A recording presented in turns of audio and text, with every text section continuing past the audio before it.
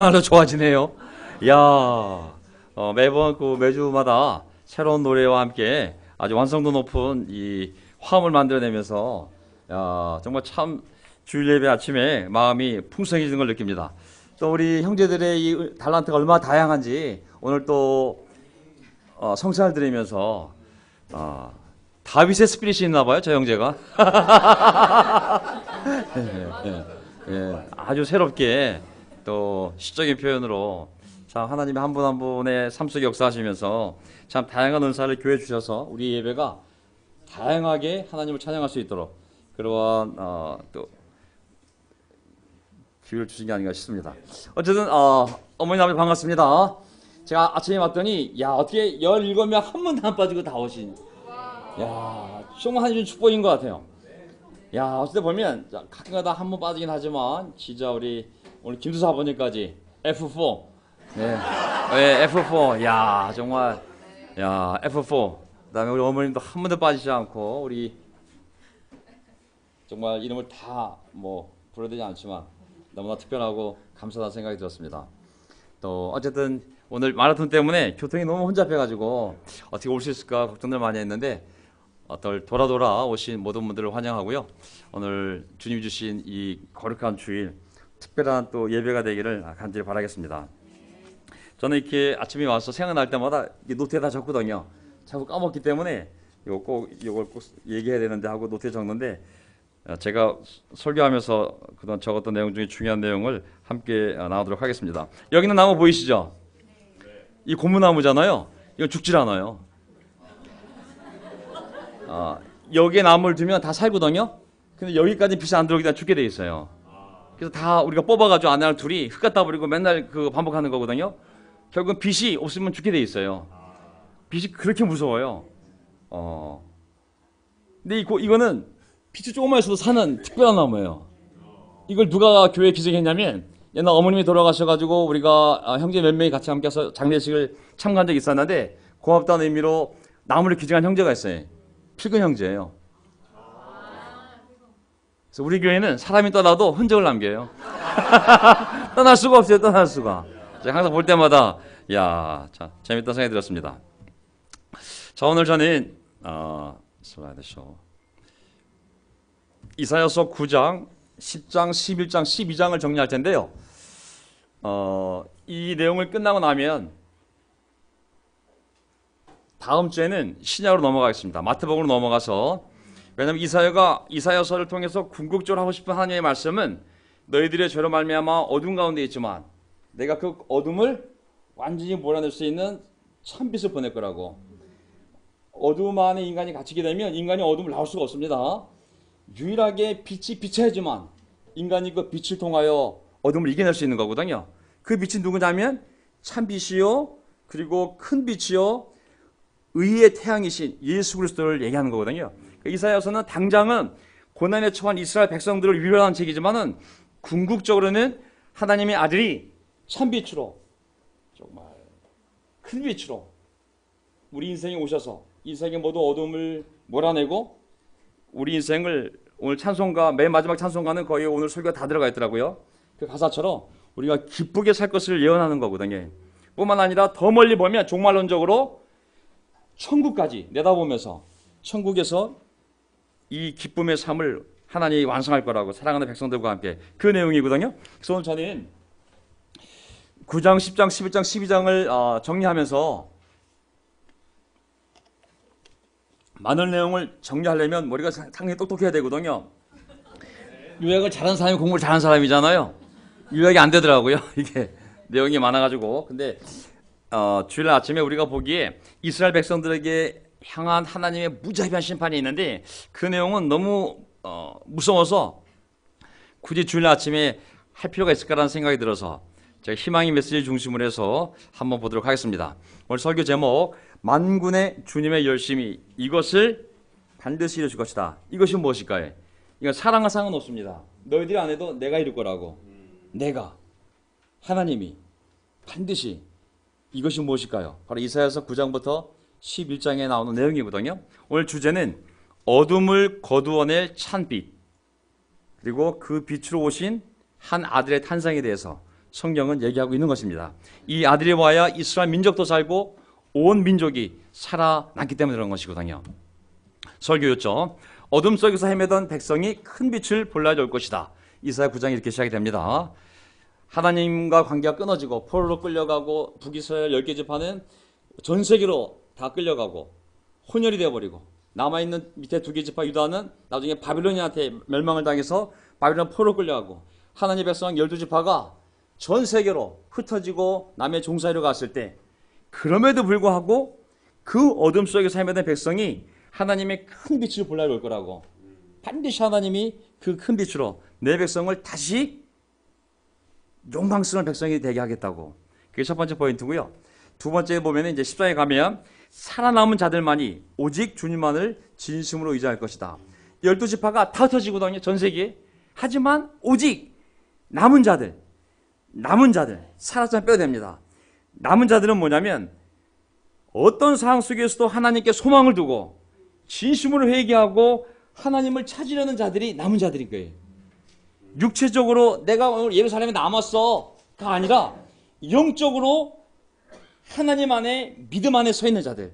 비록 노예로 끌려가고 고통스러운 어둠의 삶이지만 그래도 하나님을 찾는 사람들, 그런 사람들만을 하나님이 구원할 거라는 약속이 있습니다. 오직 그런 사람들만이 하나님의 구원을 받고 그리고 주님만을 진심으로 의지할 것이라는 얘기가 있고요. 마지막에 이제 온 세계가 물이 바다를 채우듯 주님을 아는 지식이 땅에 충만하게 되면 첫째 그곳에 교회가 세워지고 마지막으로는 천국이 도래하는 거예요. 언제 천국이 오냐면 땅 끝까지 하나님의 말씀이 다 퍼지게 되면 거기서 끝나는 거예요. 더 이상 역사가 존재할 이유가 없는 거예요. 그렇다면 거기서 하나님이 이 우주를 종말을 하고 진짜 하나님이 원했던 원래 죄를 짓기 전에 하나님과 인간과 동물이 누렸던 그 상태, 낙원의 상태를 회복한 게 바로 천국인 거거든요. 다시 에덴 동산을 천국에서 만드는 거예요.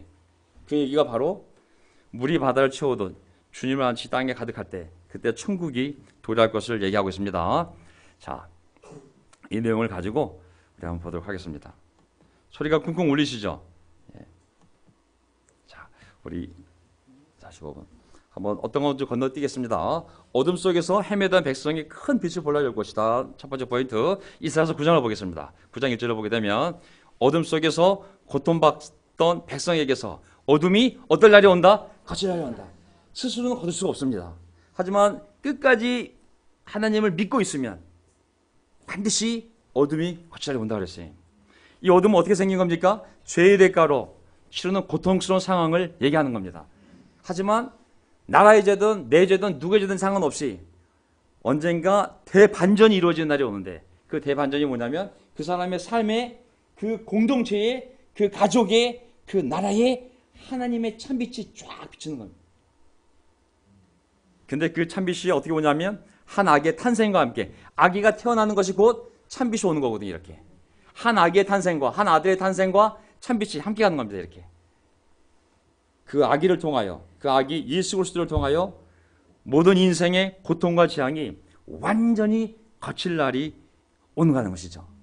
저는 이 기적을 체험한 사람입니다. 아멘.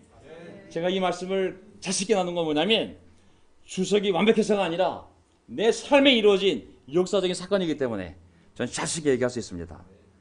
제가 바로 어둠 속에서 고통받던 사람이었고 그 어둠이 거쳐버린 사람이기 때문에 9장 1절이 저에게 실현된 말씀인 거죠.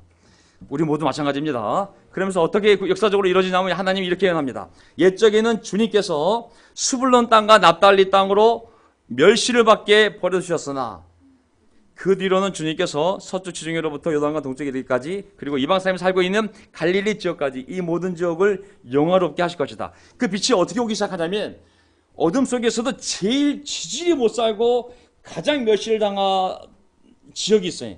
그게 바로 이 갈릴리 지역을 포함해서 스불론 납달리 땅이었거든요.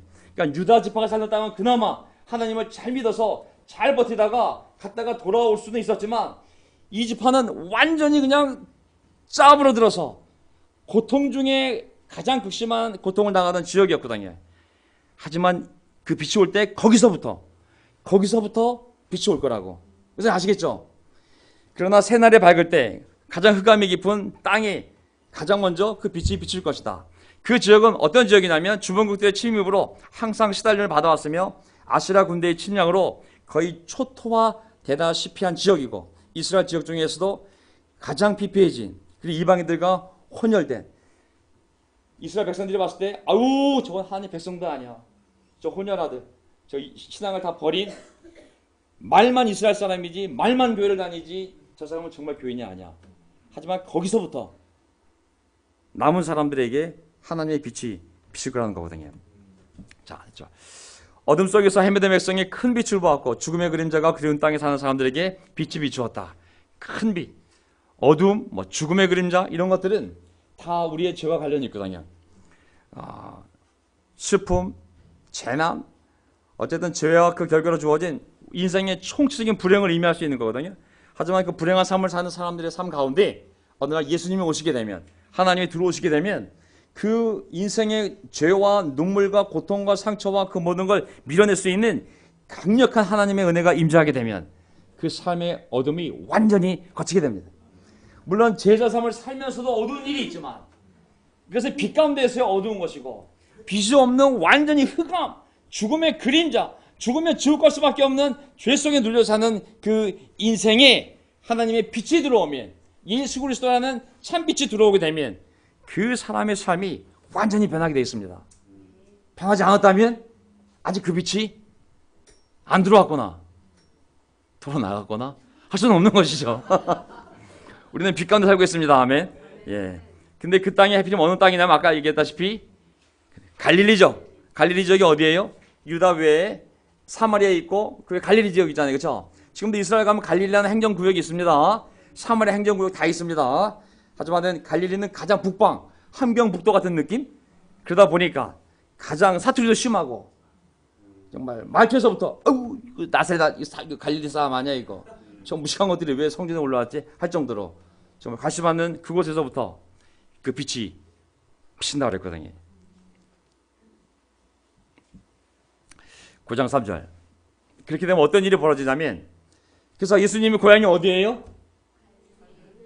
그가 불리울 땐 갈릴리 나사렛 사람이라 불리다고 그랬잖아요. 그렇죠? 베들레헴에서 태어났지만 유대 베들레헴에서 태어났지만 태어나기는 하지만 그가 어린 시절 이집트 갔다 돌아온 곳이 갈릴리 나사렛이기 때문에 거기에 빛이 들어간 거잖아요. 그렇죠?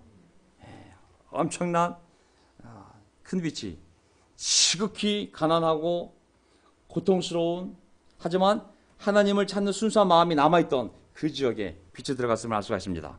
9장 3절 하나님 주님께서 그들에게 큰 기쁨을 주셨고 그들을 행복하게 하셨습니다. 사람들이 곡식을 거둘 때 기뻐하듯이 그들이 주님 앞에서 기뻐하며 군인들이 전리품을 나눌 때 즐거워하듯이 그들이 주님 앞에서 즐거워합니다. 아멘. 빛이 들어간 삶의 변화 이 결과거든요. 오늘 찬송가를 보니까 그 기쁨에 대한 찬송가가 많이 나오더라고요. 동시에 오늘 성찬을 나누는데 저 형제의 멘트 중에서 내가 딱 클릭된 게 있었어요. 기쁨과 행복함인 거예요. 그게 빛이 들어간 인생의 반응인 거예요. 강력한 빛이 들어가게 되면 어둠이 몰아냈을 때 비록 먹고 사는 문제, 건강의 문제, 미래의 문제, 내가 짓눌린 뭐 여러 가지 문제가 있을지 모르겠지만 하나님의 영이 그를 압도하게 되면 그 참빛이 그 사람 안에 들어가게 되면 그 인생의 무게를 몰아내고 하나님 그 영혼에 주는 기쁨과 즐거움이 있거든요. 오늘 그 표현을 그대로 썼잖아요. 성찬한 사람이 그 기쁨과 행복함에 대해서 주님께서 그들에게 큰 기쁨을 주셨고 그들을 행복하게 하셨다고. 근데 기쁨이 어디서 오냐면 잘 보세요. 사람들이 인생에도 이런 기쁨은 있어요. 곡식을 거둘 때 기뻐하죠. 그렇죠?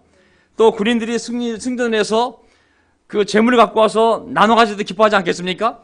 그 당시 아마 가장 큰 기쁨이 두 기쁨이었을 것 같아. 하지만 이 기쁨은 그런 기쁨이 아니라 하듯이 주님 앞에서 즐거워할 거라고. 이건 영적인 즐거움을 얘기하는 거거든요. 인간이 모든 죄를 용서받고 하나님 나와 함께 계셔. 난 두려움이 없어. 난 빛 가운데 있어. 거기서 오는 자신감과 즐거움이 있거든요. 이건 세상에 줄 수 없는 기쁨이라고 예수님도 말씀하셨거든요. 세상에 줄 수 없는 평화가 있는 그 사람만이 즐길 수 있는 즐거움과 평화가 있어요. 그걸 얘기하는 게 우리 모두 이 기쁨과 즐거움 속에 사로잡혀 있습니다. 아멘. 네, 어떤 어려움이 와도 이 기쁨과 즐거움을 잃으면 다 잃어버린 거예요. 이걸 잃어버리고 막 집이 10채, 300억 그런 일 생기지 않겠지만 어쨌든 그건 기쁨이 아니라 저주가 될 수 있어요. 저주. 그래서 저는 석유 오일 국가 보면서 야 하나님 불공평하시다. 에피리면 왜 이슬람 그 이슬람 믿는 나라에 전부 석유를 주셔가지고 다 잘 살게 만들고 근데 뭐라고 불러요? 그 석유를 어떻게 부르냐면 악마의 배설물이라고 부르잖아요. 악마의 배설물. 그게 다 망가뜨리는 거예요. 어쨌든 우리는 그 참빛이 우리 인생에 비추었을 때 그들이 주님 앞에서 세상에 줄 수 없는 그 즐거움을 가지고 기뻐하는 인생이 된다고 얘기한 거거든요. 주님이 주시는. 왜냐하면 사제도 내용이 나와요. 주님께서 미대를 치신 날처럼 그들을 내려누르던 멍에를 부시고 그들의 어깨를 짓누르던 통나무 압제자의 몽둥이를 꺾으셨기 때문입니다. 이게 무슨 말이냐면 그 당시 이스라엘 상황을 보게 된다면 비록 아시리아가 그들을 점령하고 바빌로니아가 그들을 점령하여 그들에게 노예의 멍에를 씌우고 압제자의 몽둥이로 그들을 때리고 그들의 인생을 짓누르던 통나무 같은 그런 식민지 일제 같은 나라들이 있었지만은 하지만 하나님께서 이런 것들을 전부 다 꺾어버리고 부러뜨리고 해제시켜서 완전히 자유로운 몸으로 고국에 돌아와 이제 자유를 주셨기 때문에 그들은 이런 말할 수 없는 하나님 안에서의 즐거움을 누린다는 거거든요. 많은 사람들이 죄 때문에 죄의 멍에와 또 관습의 정말 몽둥이와 내가 벗어날 수 없는 그 집안의 환경과 이런 것에 짓눌려 살아오다가 어느 날 진리를 알게 되면 진리가 너희를 자유롭게 할 거라는 말씀처럼 그 질곡으로부터 그 죄의 결과와 죽음에 대한 공포와 정말 그 집안에 벗어날 수 없는 그런 분위기와 직장에서 정말 그 무서운 이런 상황과 이런 것들을 뚫고 나올 수 있는 힘을 하나님 주시는 거거든요. 그래서 새로운 공동체, 진리를 얘기하고 사랑할 수 있는 공동체를 주셨을 때 하나님이 이 일을 우리 인생에 해주신 거거든요. 저는 이 말씀이 제 삶에 100%였다고 믿어요. 사실은 저를 짓누르던 그 벗어날 수 없는 그 마약 같은 중독 같은 그 죄들을 내가 벗어날 수 없을 때 하나님 그걸 부숴주시고 내 삶을 짓누르던 절망감 또 회의주의 집안 내에서 더 이상 희망이 없는 그런 좌절감 또 미래를 생각하면 두려움 무기력감 이런 것들을 하나님이 마치 5절 보세요. 침략자의 군화와 피 묻은 군복이 모두 땔감이 되어서 불에 타 없어질 것이기 때문입니다. 아멘. 그냥 태워버렸어요. 하나님이 완전히 새로운 인물로 보라 옛것은 지나갔으니 누구든지 그리스도 예수 안에 있으면 새 것이라. 저도 새로워졌고 모든 사람이 새로워진 거예요. 교회 안에서 자매를 보면 여자가 아니라 시스터. 정말 순수하게 나이와 상관없이 나만 보면 전부 내 영적인 어머니 마리아. 아버님들을 보게 되면 그리스도 안에서 하나님 우리가 허락하신 아버지. 모든 것이 다 새롭게 된 거거든요. 교회라는 공동체가 삶의 중심이 되고 정말 성경이 내 삶의 기쁨이 되는 완전히 새로운 삶을 주셨기 때문에 기쁨과 행복감이 바로 그 빛에 쪼여진 빛을 따라 사는 사람의 축복인 거였거든요.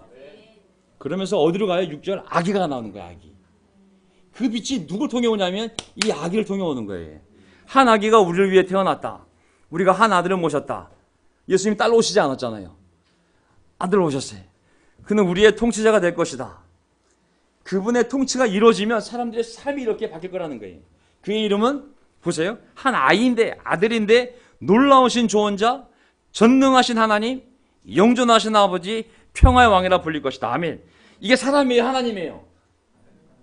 한 아기가 태어났는데 아들인데 그가 육신으로는 아기고 아들이지만 영적으로 보면 이미 창세 전부터 하나님과 함께 있던 아버지와 함께 있던 아들이 내려오신 거기 때문에 그 아기는 그 아들은 그 본성을 보면 인간의 성품이 아니라 바로 하나님의 성품을 지닌 거죠.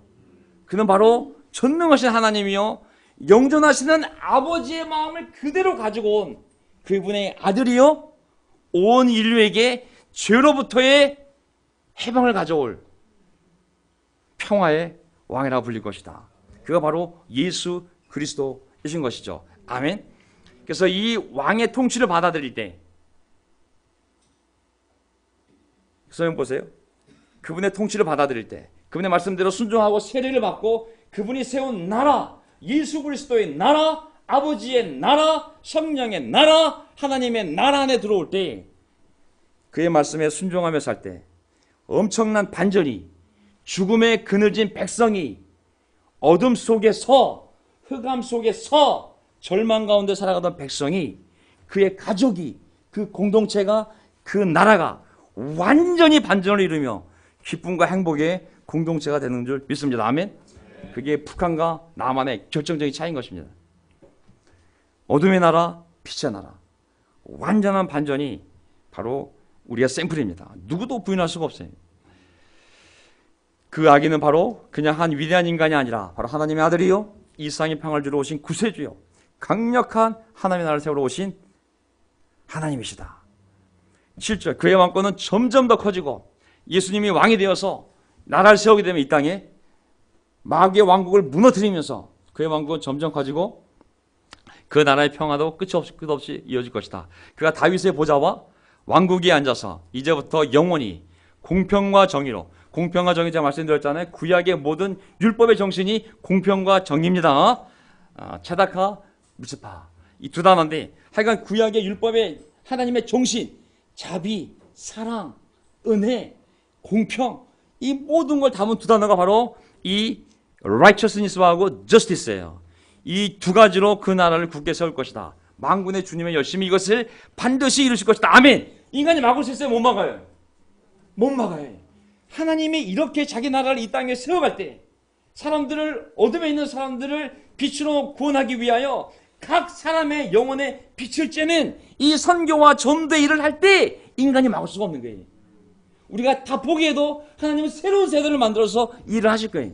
명동교회 문 닫고 아무리 안 해도 하나님 명동 옆에 명동2 교회 세우고 또 하실 거예요. 누구도 막을 수가 없어요.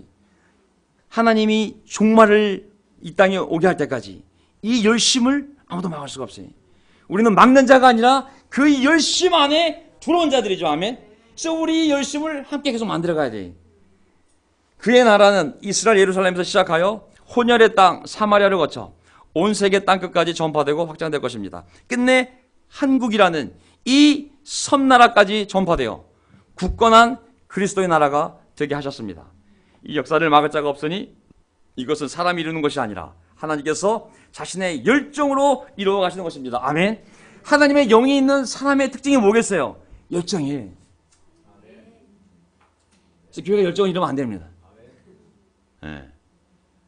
여기 올랐을 때만 열정이 아니라 우리 삶에서 하나님의 영이 우리 안에서 역사하면, 제자들이 성전을 청소하는 예수의 모습을 보고 하나님에 대한 그 질이, 하나님에 대한 열정이 그를 삼켰다고 표현했잖아요. 보세요. 이 열정으로 많은 선교사들이 이 땅에 보내셨고 많은 신자들이 이 땅에서 목숨을 걸고 하나님 나라의 복음을 지켜서 우리가 과거 선민 이스라엘 백성처럼 복을 받으며 이렇게 잘 살게 된 것입니다. 아멘. 지금도 그 주님의 열심은 편하지 않으셨으며 그 열심으로, 그 열정으로 이 명동교회를 세우셨고, 믿습니까?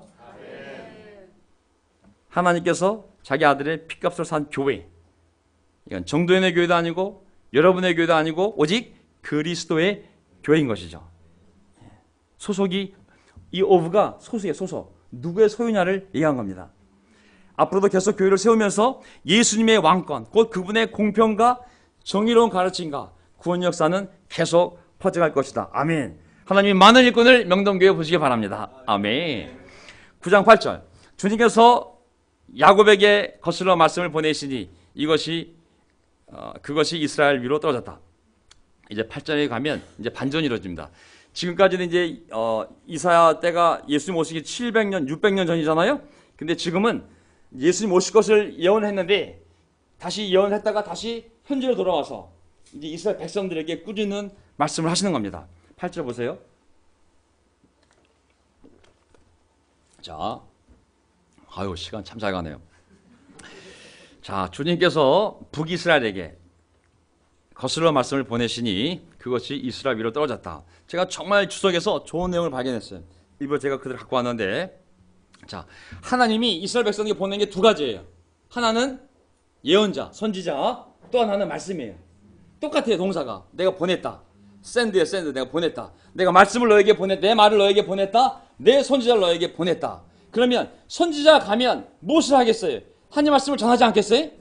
근데 하나님의 말씀은 전해지면 저주가 되었던 축복이 되었던 반드시 이루어진다는 거예요.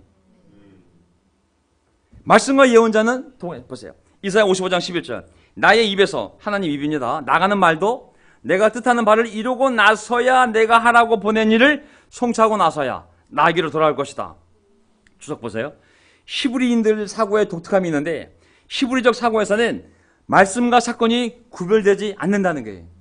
살아있는 하나님의 말씀은 반드시 사건으로 구체화되어서 이를 통해 그 말씀의 진실성이 입증이 된다. 아멘. 축복을 하나님의 말씀이 있으면 축복의 사건이 벌어져야 되는 거예요. 그 사건이 벌어져야 오나 말씀이 정말 사실이구나. 하나님이 죄에 대한 경고를 했는데 그 말씀이 이루어져야 되는 거야. 악인들한테 이루어지면 오라, 하나님의 말씀이 진짜 이루어지는구나. 하나님의 말씀이라는 단어 안에 사건이나 뜻이 함께 있는 거예요. 쉐마 이스라엘, 들으라 이스라엘 보면 쉐마라는 단어 두 개 들어있잖아요. 듣다와 순종하다가 되어있잖아요. 하나님 말씀을 듣고 순종 안 하는 건 불가능하기 때문에 단어 자체 안에 듣다와 순종하다 붙어있는 것처럼 하나님의 말씀이라는 히브리어 단어 안에도 말씀이라는 단어와 그 말씀 때 일어난 사건이 함께 붙어있는 거예요. 우리가 그 말씀을 믿을 때 반드시 그 사건이 일어날 수밖에 없습니다. 아멘? 믿어야 돼. 믿으면 그 말씀이 우리 삶에서 구체적으로 일어나야 우리가 그것을 보고 와, 하나님이 정말 계시구나 믿지 않겠어요? 말씀을 그렇게 대하라는 얘기죠. 다만 안타까운 것은 뭐냐면 이제 9절부터 보게 되면은 이스라엘 백성들은 그럼에도 불구하고 믿지 않습니다. 하나님을. 너무 놀랍게도 이제 제가 왜 다음 주부터는 신약을 마태복음 하고 싶냐면은 12절에 이제 찬양 시가 나오고 9장, 10장, 11장을 마무리하면서 12장에 하나님을 찬양하는 시가 나오고 13장부터는 바빌론 심판, 아시리아 심판, 시돈 심판, 모압 심판, 에돔 심판, 두로 심판, 이집트 심판, 죄다 심판이 설교하기가 겁이 나요, 사실은. 그냥 건너뛰고 그 심판은 궁극적으로 예수님의 말씀을 믿지 않는 자들에 대한 종말론적인 심판을 얘기하는 거거든요, 사실은. 그래서 건너뛰고 이제 우리는 이사야의 그 기백을 이어가서 예수 그리스도를 탄생을 얘기하는 마태복음으로 가게 되면 더 놀라운 통찰력을 얻을 수 있거든요. 제가 이거 내용을 주석서를 만들어 왔지만 사실 내용이 핵심이 이거예요. 모든 백성 곧 에브라임, 북이스라엘과 사마리아 수도죠, 주민인 하나님께서 그들을 심판하시는 것을 마치는 알게 될 터인데도 알면서도, 그렇게 될 줄 알면서도 교만하고 오만한 마음으로, 결국 교만의 문제거든요. 고집을 피우는 게 하나님에 대한 오기. 야, 너희들 아시라 와서 다 쓸어버릴 수 있어. 아시라가 네 목 쓸어버릴 거야 했더니 뭐라 했냐면 10절. 벽돌집이 무너지면 다듬은 돌로 다시 쌓고 뽕나무가 찍히면 회개화목을 대신 심겠다. 하나님이 너 아시라면 너 집 다 무너질까 했더니 내가 더 좋은 재료로 집을 지을 거라고, 더 좋게 지을 거라고. 하나님 쳐보세요. 제가 더 좋게 집을 만들어 볼 테니까. 여기까지 간 거예요, 마음에. 그래서 11절, 이 때문에 주님께서 그들을 치시려고, 경고하면 죽어야 되는데 경고할수록 덩하게지는 거예요. 그러자 르신의 적, 이 르신은 이스라엘 왕이잖아요. 시리아를 일으켰고 그들의 원수 시리아 아시라를 부추긴, 너희들이 가서 치라고. 그래서 결국은 이 하나님의 말씀의 경고를 순종해야 되는데 맞설 때 그 말씀의 저주가 그들에게 딱 떨어지는 거거든요. 왜? 말씀은 이루어지니까. 근데 우리 삶에는 저주가 이루어지면 안 됩니다. 위로와 축복의 말씀을 듣고 그 말씀이 우리 삶에 떨어져야 됩니다. 그 사건이 우리 삶에 일어나야 되는 거예요. 그게 우리의 신앙의 방향입니다. 아멘. 그래서 이거는 참고로 제가 주로 해봤는데요. 저도 배운 게 있어서 부정적이긴 하지만 꼭 한번 나누는 것도 좋다는 생각이 들었어요. 하나님 말씀을 한 번에 편집하면 안 되는데 시간이 안 되기 때문에 제가 그냥 편집을 한 겁니다. 18절에 보게 되면 참으로 이스라엘 백성들 가운데 악이 불처럼 타올라서 찔레나무 가시나무 삼켜버리고 우거진 숲을 차르니 이것이 연기 기둥이 되어 휘돌며 올라간다. 19절 주님의 진노, 땅이 바싹 타버리니 그 백성이 마치 불을 때는 땔감같이 되며 아무도 서로를 아끼지 않을 것이다. 성경에 보면 두 개의 불길이 나오는데 하나는 백성들의 죄악의 불길이 있고요. 하나는 그 죄 짓는 백성들을 태우는 하나님의 불길이 있습니다. 이 두 불길의 공통점은 뭐냐면 아무도 막을 수 없다는 거예요. 사람이 죄에 빠지고 중독이 되면 욕정이 생기면 재물에 대한 것이든 명예에 대한 것이든 어떤 그 탐욕에 사로잡히면 처음에 1cm밖에 안 나갔지만 나중에 1m, 1km가 되게 되면 그 불을 스스로 막을 수가 없어요. 자기도 괴로워. 담배 나도 괴로워. 또 배. 사람이 그 죄에 빠지게 되면 그것이 뭐가 되었든지 간에 생각보다 훨씬 더 커지면 나중에 그것을 벗어나고 싶어도 그 불길을 스스로 끌 수가 없어요. 악이 불처럼 타올라서 점점점 태우다가 나중에 다 태우고 하늘로 올라갈 거라고. 근데 마찬가지로 하나님의 분도도 이렇게 타오르는 거예요. 처음엔 경고, 처음에 위로, 하나님의 약속, 설득, 징조를 구해봐. 내가 다 보여줄게. 날 믿어야 돼. 날 믿지 않으면 너 서정 못할 거야. 그것까지 아니요. 저는 아시라를 믿을 거예요. 이미 마음에 결정이 됐어요. 설득하지 마세요. 당신이 내 집을 무너뜨리면, 아시라를 통해 내 집을 무너뜨리면 저는 더 좋은 고급 대리석으로, 더 좋은 미국산 목재로 더 멋지게 지을 거예요. 이 불을 끌 수가 없는 거예요. 어떤 사람도. 하나님의 진노의 불이 타오르자 다 태워버렸다고. 누가 탔냐면 백성이 마치 불을 가는 땔감같이 되었다고. 하나님이 아시라 통해 가지고 그날 다 태워버렸어요. 얼마나 무섭게 태우는지. 이스라엘 백성들이 고집을 피웠을 때 아시리야, 이스라엘 백성들이 고집을 피웠을 때 바빌론이야. 예수님을 거부했던 이스라엘 민족에게는 로마 군대를 보낸 거예요. 로마 군대가 예수님을 거절하고 예수 믿는 사람을 다 쫓아냈을 때, 이제 그 성에 그리스도에 남아있지 않았을 때 하나님이 이 아시리아 바빌론처럼 로마 군대를 사용해서 그 성 안에서, 그 성 안에 갇혔던 인구의 반이 굶어 죽었어요. 그게 100만 명이 넘은 거예요. 그 성 안에 갇혀 죽은 사람이. 하나님의 진노의 불, 백성을 마치 땔감처럼 태울 거라는 거. 이거는 그냥 경고가 아니라 이루어지는 거예요. 이루어졌어요. 반복해서 우리에게 경고가 되는 거예요. 탐욕을 부리지 말라고. 탐욕 시작된 불길은 결국은 그 사람의 영혼, 그 사람의 삶을 다 태우고 누구도 끌 수 없는 불이 되어서 결국은 하나님의 진노의 불로 그 사람의 인생이 타버린다는 것을 얘기한 거거든요. 나중에 집에 가서 보세요. 얼마나 무서운 표현들이 나오면 서로 잡아먹는 모습이 나와요. 사람들이 서로 뜯어먹는 모습이 나와요. 그 고통 속에서, 탐욕 속에서, 처음에 탐욕 때문에 서로 뜯어먹고 나중에 포위돼서 갈 수가 없을 때 서로가 서로의 살점을 뜯어먹는, 자기 자식이 살점을 뜯어먹는 무서운 하나님의 심판의 결과들이 나오거든요. 동가. 그래서 그렇게 해서 이제 하나님이 경고를 하시고요. 그 다음에 10장에 가게 되면 이제 건너뛰겠습니다. 10장을 보게 되면 결국 이제 아시리아를 사용하시는데, 아시리아도 하나님 멸망시킵니다. 왜 멸망시키냐면 교만해진 거예요. 하나님은, 아시리아는 사실, 이거 보세요. 아시리아에게 재앙이 닥쳐라. 10장 5절. 그는 나의 진노의 몽둥이요, 하나님의 진노의 몽둥이요, 그의 손에 있는 몽둥이는 바로 나의 분노다. 하나님이 내 백성을 칠 때 직접 치신 게 아니라 아시리아 민족을 통해서 때린 거예요. 근데 때릴 때 아시리아가 저는 주님의 몽둥이를 소만 여기까지만 하겠습니다 해야 되는데 지가 때리는 줄 알고 막 때린 거예요. 내가 그를, 보세요. 내가 그를 경건하지 않은 민족에게 보내며 그에게 명하여 나를 분노하게 한 백성을 치게 하며 그들 닥치는 대로 노력하고 약탈하게 하며 거리의 신을같이 짓밟도록 하였다. 경건하지 않은 민족이 누구냐면 자기 민족인 거예요. 이스라엘. 나를 분노하게 한 백성도 이스라엘인 거예요. 역전된 거예요. 내 백성을 보내서 믿지 않는 이방 민족을 쳐야 되는데 거꾸로 내 백성이 나를 전적으로 사랑하지 않고 이방신을 섬기니까 거꾸로 이방 민족을 사용해서 내 백성을 경건하지 않은 민족이라고 그러고 나를 분노하게 한 백성으로 표현하잖아요. 나중에는 어떻게 되냐면 아시리아가 그걸 모르고 자기가 막 힘이 세서 이 나라를 점령한 거로 오산을 하거든요. 아시리아 왕이 뭐라고 말하냐면 13절에 내가 민족들을 경계선을 옮겼고 그들의 재물을 탈취하였으며 용맹스럽게 주민을 진압하였다. 나는 내 손의 힘과 내 지혜로 이것을 하였다. 참으로 나는 현명한 사람이다. 교만해질 때 주어가 다 나가 됩니다. 좀 경솔해지면 우리가 되는데 교만해지면 내가 됩니다. 내가 이 교회를 세웠고, 내가 시작하였고, 내가 세례 주었고, 내가 바이블톡을 인도했고, 내가 존을 인도하였고, 내가 섹터 인도자고, 저 사람은 내 제자이고, 내가 초대하였고. 나가 주인 될 때 이 교만 덩어리를 아시라 하나님이 해결하게 됩니다. 우리의 표현 중에 나라는 단어보다는 우리가 더 낫고 우리보다는 주님이 더 낫습니다. 주님께서, 주어가 항상 주님께서.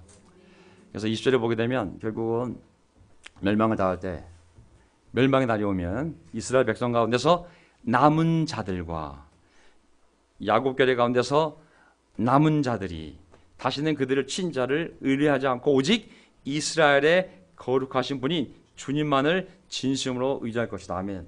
모든 고난의 핵심은 하나입니다. 사람을 의지하지 않고 오직 하나님을 의지하게 하는 것이 고난의 핵심입니다. 교회도 잘 되고 하는 일이 잘 되면 무릎을 꿇을 일이 없어요, 사실은. 하지만 고난이 오면 잠도 못 자고 음식도 못 먹게 되고 그런 상황 속에서 누구에게 가게 돼 있습니까? 하나님께 가게 돼 있거든요. 여기 나오잖아요. 그 고통의 가운데 속에서 남은 자들, 정말 다시 한번 뼈저리게 뉘우치며 하나님을 바라보는 자들, 그들만이 오직 이스라엘의 거룩하신 분이 주님만을 진심으로 의지하게 될 거라고. 심판의 재앙에서 살아남은 이들은 고통스러운 경험으로부터 뼈아픈 교훈을 배우게 될 것이다. 따라서 이후에는 오직 하나님만을 진실로 의지할 것이다. 아멘. 제가 이 아이쇼시 교회에서 이 운동 안에서 지난 10년 동안 고생을 하고 또 전 세계에 있는 교회 20만 명 중에 10만 명이 떠나기도 하고 전 세계 전임 중에 40%가 그만두는 극심한 고통을 당했지만 제가 배운 게 이거예요. 재앙에서 살아남은 이들은 그 고통부터 뼈아픈 교훈을 배워야 되는데 어떤 운동이든 어떤 교회든 오직 하나님께 영광을. 그 운동과 교회의 주인은 사람이 아니라 설립자가 아니라 오직 예수 그리스도요 하나님임을 제가 알게 된 거예요. 제가 알게 된 거예요. 이 고난을 통하여 전 두려움이 없어요. 미안하지만 여러분 다 떠나셔도 전 두려움이 없어요. 제가 갈 길만 가면 되는 거거든요. 오직 하나님의 말씀만을 선포하면 되는 것이거든요. 아멘. 제가 배운 진주 같은 교훈인 것입니다. 돈으로 살 수 없는. 21절. 남은 자들이 또 누가 돌아와요? 어떤 사람들이? 남은 사람들이 돌아올 것이다. 야곱의 자손 가운데서 남은 사람들이, 계속 남은 사람들이잖아요. 그렇죠? 남은 사람들이 전능하신 하나님께 돌아올 것이다. 이스라엘아, 너의 백성이 바다에 모래처럼 많다고 하여도 그들 가운데서 오직 남은 사람들만이 돌아올 것이다. 오직 남은 사람들만이. 왜냐하면 북계 10개 지파는 전 세계에 아시리아에 의해서 흩어져 버렸고 남쪽에 2개 지파는 140년 더 버티다가 결국은 바빌론이나 포로로 끌려가게 되거든요. 12개 지파가 결국 다 흩어지게 돼요, 사실은. 하지만 그들 중에 예루살렘에 남아있는 사람이 아니라 어디에 끌려갔든지 종으로 갔든 노예로 갔든 어떻게든지 간에 그 지역에서 회개하며 하나님만을 찾는 그 사람만이 남은 자가 되는 거예요. 우리 교회도 마찬가지예요. 하나님이 우리에게 허락한 고난 가운데 여기에 몸이 남아있는 사람이 남은 사람이 아니라 어떤 상황이든지 간에 하나님을 신뢰하고 하나님 우리를 인도하고 있을 줄 믿고 하나님 우리 함께 하고 있을 줄 믿고 하나님께 소망을 두며 내가 해야 할 일을 하고 믿고 있는 사람이 남은 자들이거든요. 그들 가운데 오직 남은 자들만이 돌아올 거라고. 그리고 그들은 돌아와서 오직 하나님만을 의지하게 될 거라고. 무슨 말인지 아시겠죠? 저는 지금 우리 안에 남아있는 사람들이 바로 이런 자들이라고 믿어요. 아멘. 나간 사람이 다 떠났다 생각하지 않습니다. 어디선가 또 하늘에 붙잡고 믿음의 싸움을 있다 하면 아멘. 하지만 이 교회 남아서 끝까지 말씀의 확신을 지키며 하나님의 새 포도주로서 새 포도주 가족으로서 새 포도주를 담을 준비를 하기 위하여 회개하고 뉘우치고 그리고 말씀으로 돌아가 이전보다 더 깊은 확신을 만들어낸 사람이 바로 남은 자들인 것이죠. 나는 그런 사람만 구원할 거라고. 로마서 9장 27절에 사도 바울이 그랬거든요. 또 이사야는 이스라엘도 이렇게 외쳤습니다. 그대로 인용하자. 이사야서를. 이스라엘 자손수가 바다의 모래와 같이 많을지라도 남은 사람만이 구원을 얻을 것이다. 인류가 40억, 50억, 60억이 된다 할지라도 오직 예수 그리스도를 믿고 하나님을 믿으려는 자들만이 그 남은 자들만이 구원을 받을 거라는 얘기거든요. 숫자가 아니라 진정한 예수님에 대한 시당인 것이죠. 어떻게 그 남은 자를 구원할까요? 이사야 11장에 이제 새싹이 돋아나는 거예요. 9장에 참비, 한 아기, 이제 새싹으로 비유되어지는 한 존재의 등장을 11장에 얘기하고 있는 거예요. 이새의 구루터기에서 한 새싹이 돋아나고 그 뿌리에서 한 가지가 움튼다. 이새가 다윗의 아버지잖아요, 그렇죠? 예수님이 이새 집안에서 태어나셨잖아요, 그렇죠? 근데 그놈의 다윗 집안이 아시라로 10개 지파가 날아갈 때 140년 뒤에는 남쪽 유다 지파도 하나님이 다 포로 끌려가게 만들잖아요.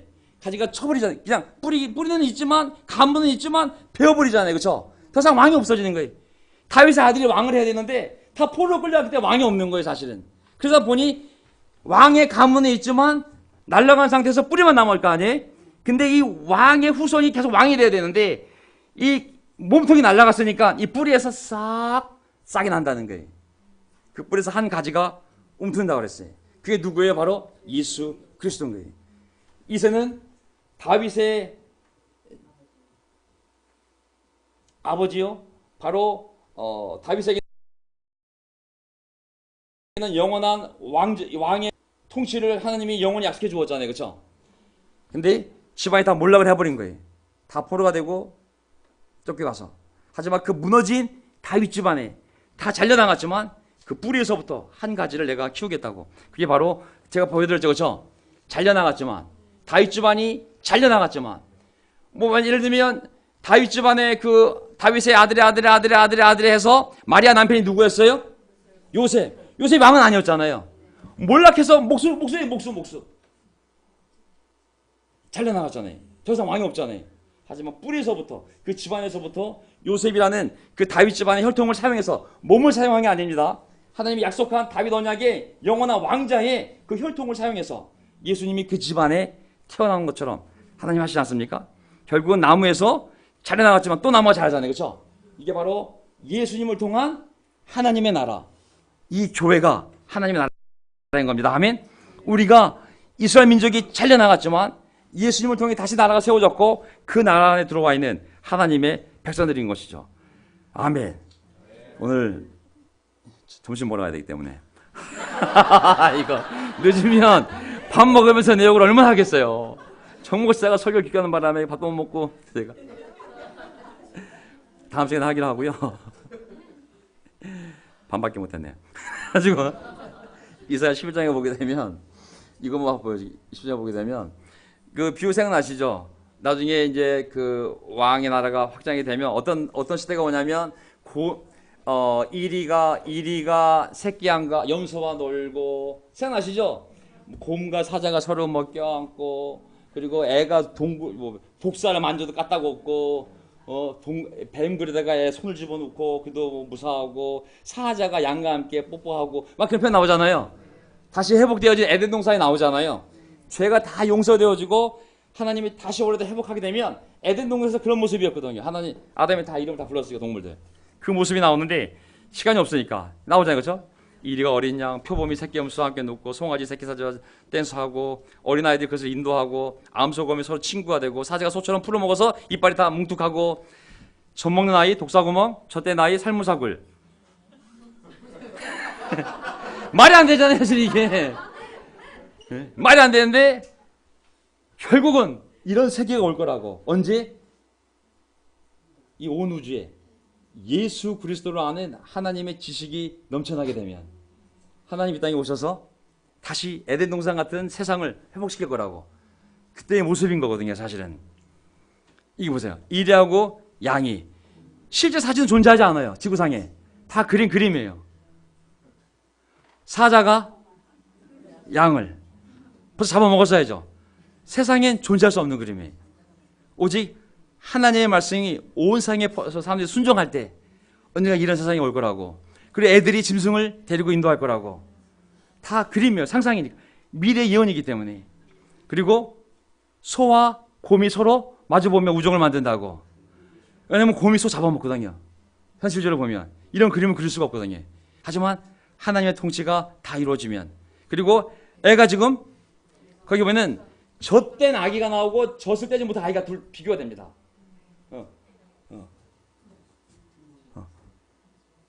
그래서 지금 독사의 굴에 지금 그래도 전혀 해를 입지 않고, 그리고 독사하고 애가 있어도 전혀 잡아먹지 않는 이런 완벽한 평화의 세대가 인간 세계도 이루어지고 동물 세계도 이루어져서 다시 최초 창조된 아담의 세계로 돌아간다고. 이게 바로 천국의 모습이라고. 진정한 평화가 평화의 왕이신 예수 그리스도를 통해 사람들이 그 지식을 알고 순종하였을 때 이루어질 모습인 거거든요. 하지만 교회는 아직 그때가 아니에요. 아니기 때문에 다툼이 있고 상처가 있고 어려움이 있을 수 있는. 왜? 이 나라가 완성된 나라가 아니기 때문에. 하지만 반드시 하나님이 이 나라를 이렇게 완성할 거라고 말씀하시는 거거든요. 자, 그래서 오늘 저는 여기서 마무리 짓고요. 설교를 마무리 짓겠다면, 만군의 주님의 열심이 이것을 반드시 이루실 것이다. 아멘. 그래서 우리가 이 열심을 가져가야 됩니다. 아멘. 왜냐하면 하나님이 모든 자원을, 이 열심을 가지고 이 일을 위해 다 쓸 거거든요. 거기에 사람을 보내주고, 거기에 직장을 보내주고, 거기에 집을 보내주고, 거기에 돈을 보내줄 거거든요. 그래서 우리가 계속 어둠을 걷어낼 이 참빛을 세상에 전하는 일, 그 한 아들의 탄생을 세상에 전하는 일을 계속 할 때 하나님의 열심히 우리의 삶을 인도할 수 있습니다. 아멘. 반드시 어떤 어둠이 있든지 간에 큰 빛이 불러올 것입니다. 아멘.